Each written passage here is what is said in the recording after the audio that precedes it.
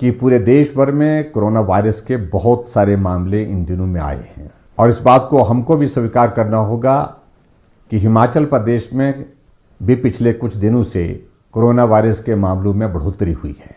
ऐसे में आदरणीय प्रधानमंत्री जी ने सभी प्रदेश के मुख्यमंत्रियों से बातचीत करने के पश्चात एक निर्णय लिया है कि कोरोना वायरस के खिलाफ इस लड़ाई को और ज्यादा गंभीरता के साथ लड़ने की आवश्यकता है और लॉकडाउन अभी पूरे देश भर में समाप्त नहीं करना चाहिए, क्योंकि ऐसी परिस्थिति अभी तक नहीं आई है। और हिमाचल प्रदेश में हमने तय किया कि हम अभी भी कर्फ्यू ही लागू रखेंगे और ये कर्फ्यू जहां हिमाचल प्रदेश की बात है ये 31 मई तक जारी रहेगा।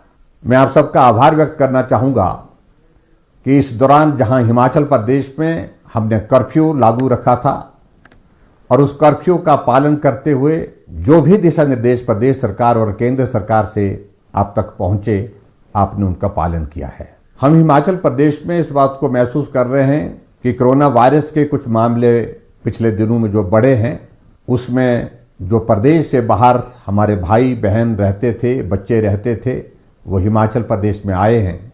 वो बहुत संकट के दौर में से गुजर रहे थे और स्वाभाविक रूप से जहां से उनका आना हुआ है उन इलाकों में, उन प्रदेशों में कोरोना वायरस के मामले बहुत ज्यादा थे।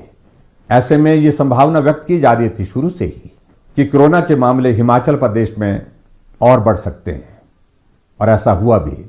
हिमाचल प्रदेश में कोरोना वायरस के जो मामले बढ़े हैं उनकी संख्या अब 80 तक पहुंच गई है। लेकिन मुझे इस बात को लेकर के भी संतोष है कि 80 में से हमारे पास हॉस्पिटल में जो उपचाराधीन है, जो पॉजिटिव केसेस हैं, जो जिनको आइसोलेशन में हमने रखा है, उनकी संख्या 33 है, 33 है। बाकी राज्यों की तुलना में हम इस बात को कह सकते हैं कि हिमाचल प्रदेश अभी भी बहुत बेहतर है। लगभग 60,000 से ज्यादा लोग जो हिमाचल प्रदेश के निवासी हैं, दूसरे प्रदेशों में फंसे हैं, वो अपना घर वापस आना चाहते हैं। स्वाभाविक रूप से ऐसे में आशंका व्यक्त की जा सकती है कुछ मामलों में और बढ़ोतरी हो सकती है। फिर भी मेरा आप सबसे इस बात के लिए निवेदन है कि चिंता की कोई बात नहीं, डरने की आवश्यकता नहीं, लेकिन हम सावधानी और एहतियात बरतने के लिए कोई कमी ना छोड़ें। मैं हिमाचल प्रदेश में हाल ही में दूसरे प्रदेशों से जो भाई और बहन हमारे आए हैं, उनसे हाथ जोड़ करके विनम्र निवेदन करना चाहूंगा। आप अपने घर आए हैं, आप घर में आने के पश्चात अब सुरक्षित हैं, लेकिन उसके बावजूद आप होम क्वारंटीन में हैं तो होम क्वारंटीन के नियमों का पालन करें।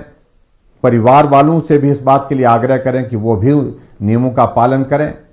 अगर इंस्टीट्यूशनल क्वारंटाइन में हैं तो उसमें भी आप नियमों का पालन करें। आपके सहयोग की बहुत बड़ी आवश्यकता है। हिमाचल प्रदेश के सभी भाइयों और बहनों की जीवन की रक्षा हमारी जिम्मेवारी है।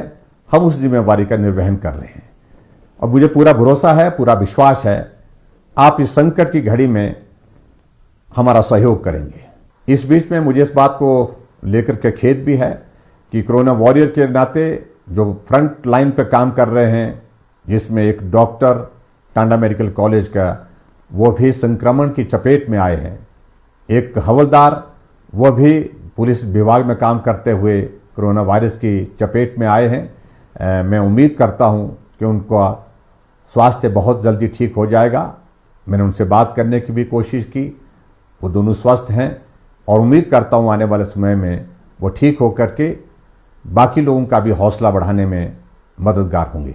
मैं हिमाचल प्रदेश की जनता की ओर से आदरणीय प्रधानमंत्री नरेंद्र मोदी जी का भी आभार व्यक्त करता हूं कि ऐसे संकट के दौर में एक तरफ जहां कोरोना वायरस के खिलाफ इस लड़ाई को मजबूती के साथ वो लड़ रहे हैं, पूरा देश उनके साथ है, और वहीं दूसरी तरफ आर्थिक दृष्टि से जो नुकसान हुआ है उसकी भरपाई करने के लिए, उसमें सहयोग देने के लिए हर वर्ग के लिए उन्होंने एक बहुत बड़े ऐतिहासिक आर्थिक पैकेज की घोषणा की है, जिसमें 20 लाख करोड़ रुपए, जो आजाद भारत के इतिहास में सबसे बड़ी राशि है, जिसकी घोषणा की है, उसका भी मैं अभिनंदन करता हूं।